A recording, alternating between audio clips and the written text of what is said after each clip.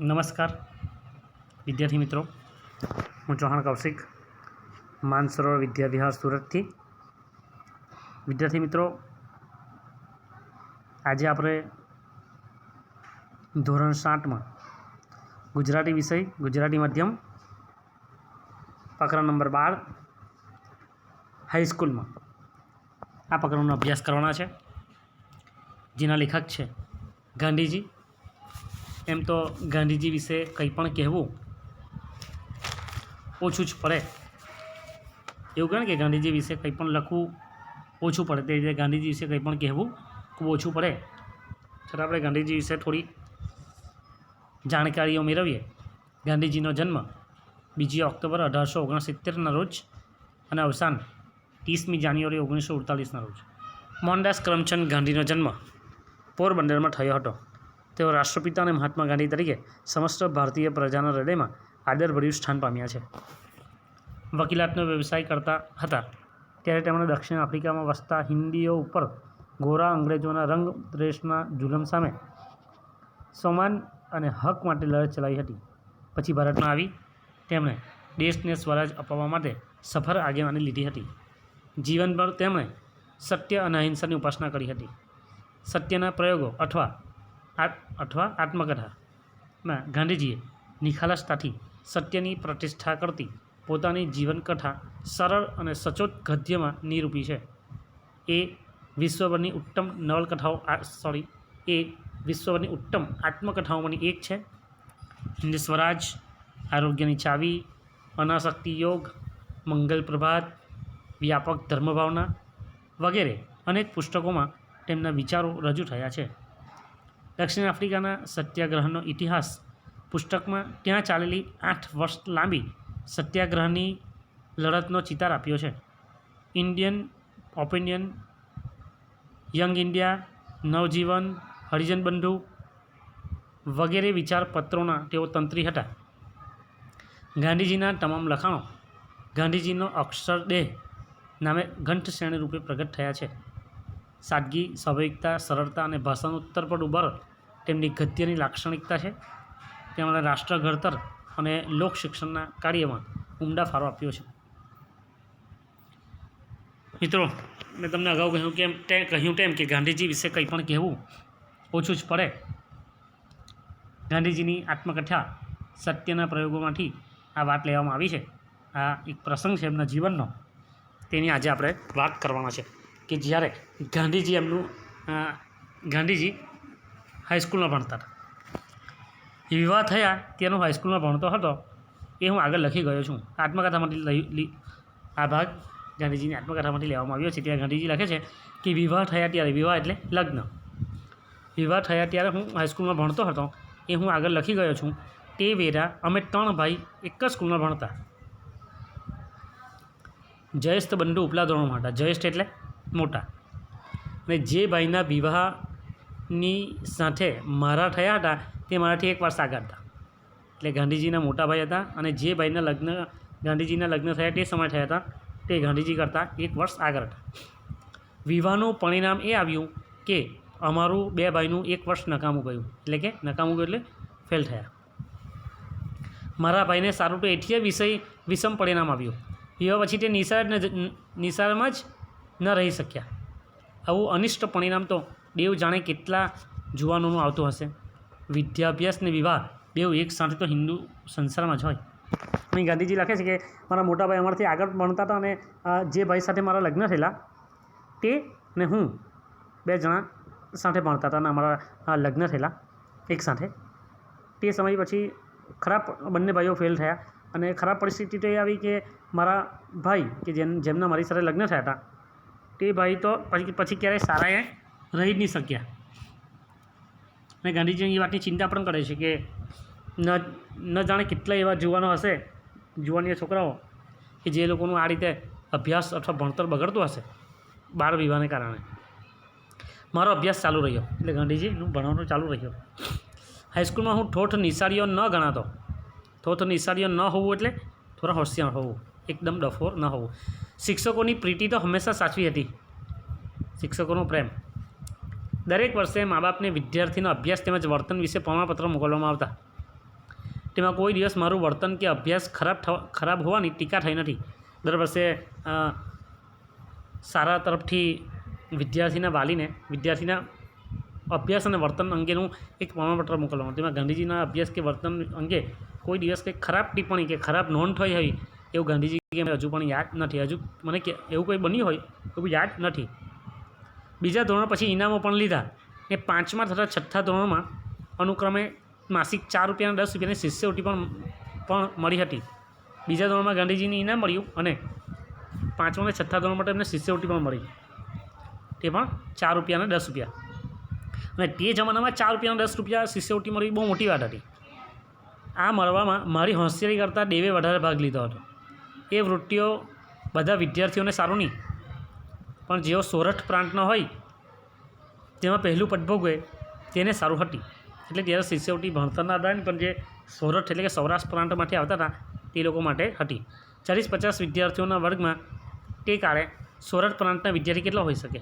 આખા વર્ગમાં 40-50 વિદ્યાર્થી હોય તે સોરઠના એટલે કે સૌરાષ્ટ્રના વિદ્યાર્થી હોય ને કેટલા? મારું પોતાનું સ્મરણ એવું છે કે મને મારી હોશિયારીને વિશે કંઈ માન નહોતું. સ્મરણ હોવું એટલે યાદ.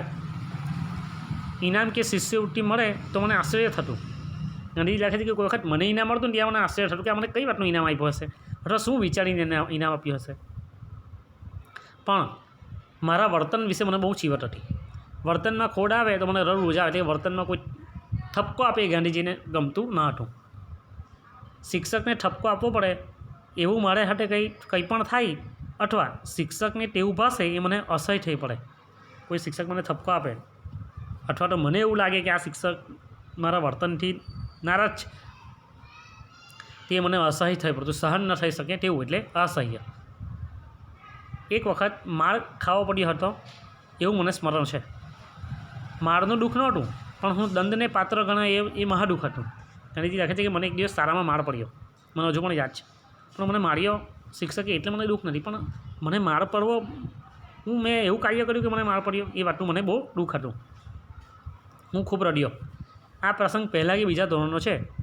બીજો પ્રસંગ 7મા ધોરણનો છે. જો ગાંધીજી પહેલા પ્રસંગ વિશે વાત કરી, બીજા પ્રસંગની વાત કરે છે કે જ્યારે તેઓ 7મા ધોરણમાં ભણે છે. તે વખતે દોરાબજી એડલજી ગીમી હેડમાસ્ટર હતા. આ નામ યાદ રાખજો વિદ્યાર્થી મિત્રો કે આ જે નામ છે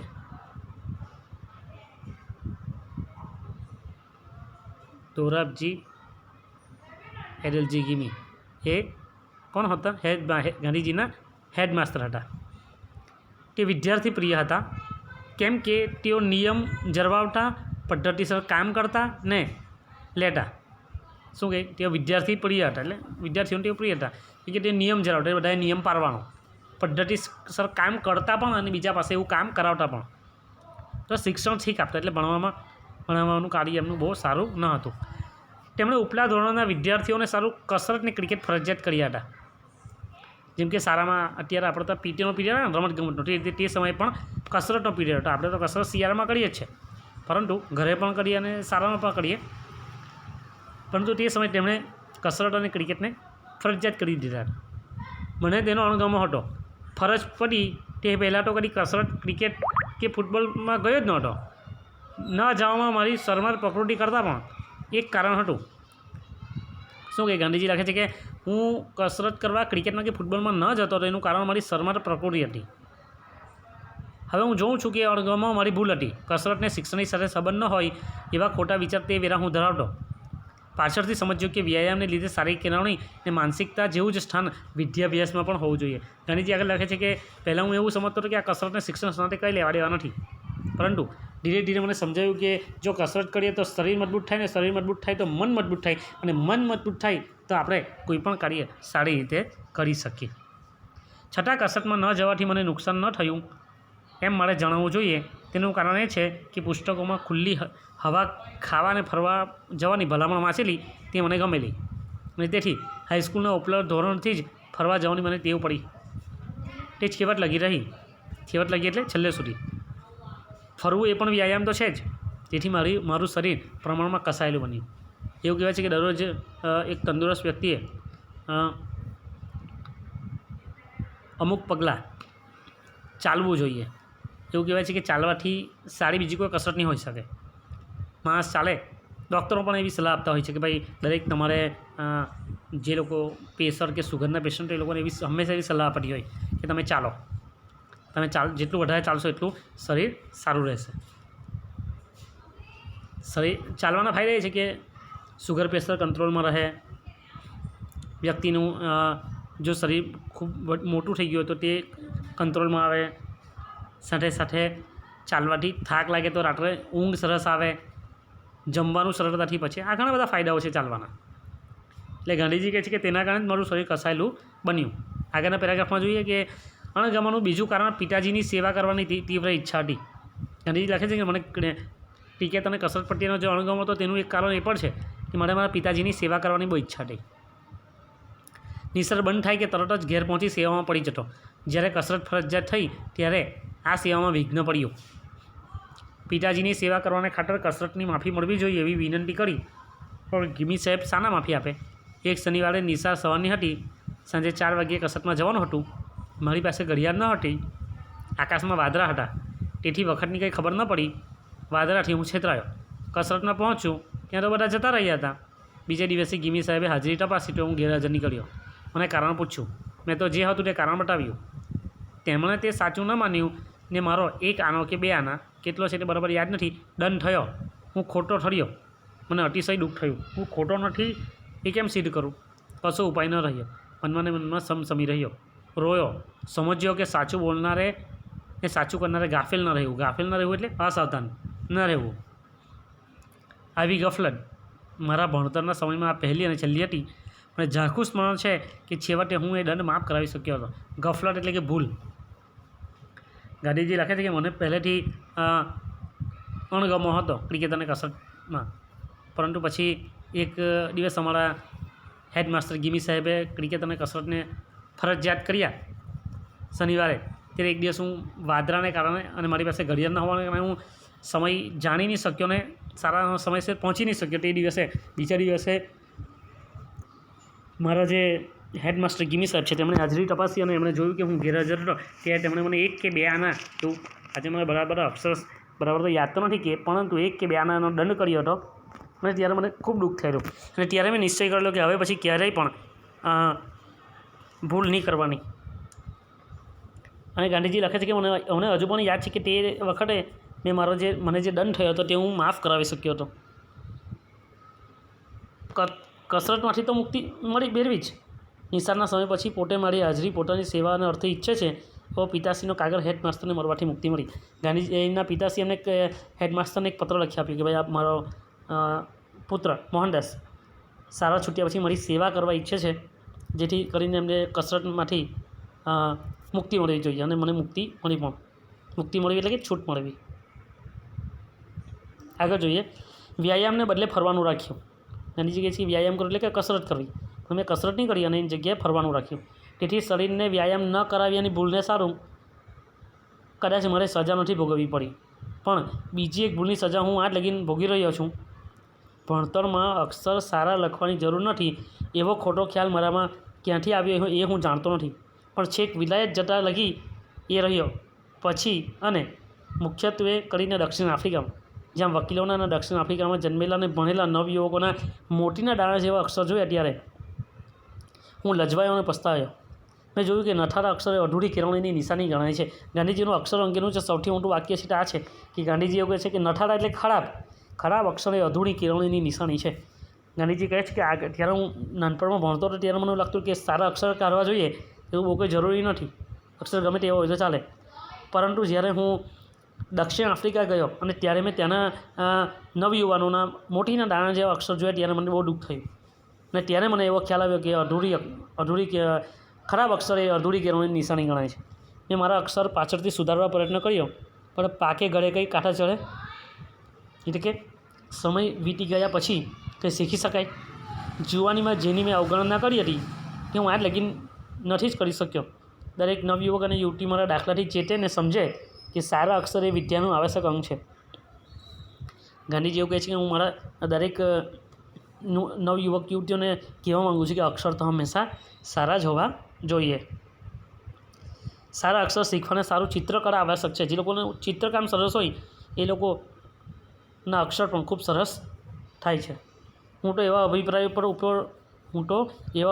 ઉપર પહોંચ્યો છું કે બાળકોને ચિત્રકામ પ્રથમ શીખવવું જોઈએ. જેમ પક્ષીઓ, વસ્તુઓ વગેરેને જોઈ બાળક તેને યાદ રાખી સહેજે ઓળખે છે, તેમજ અક્ષર ઓળખતા શીખે ને જ્યારે ચિત્રકળા શીખી ચિત્રો વગેરે કરતા શીખે ત્યારે અક્ષર કરતા શીખે તો તેના અક્ષર છાપેલા જેવા થાય.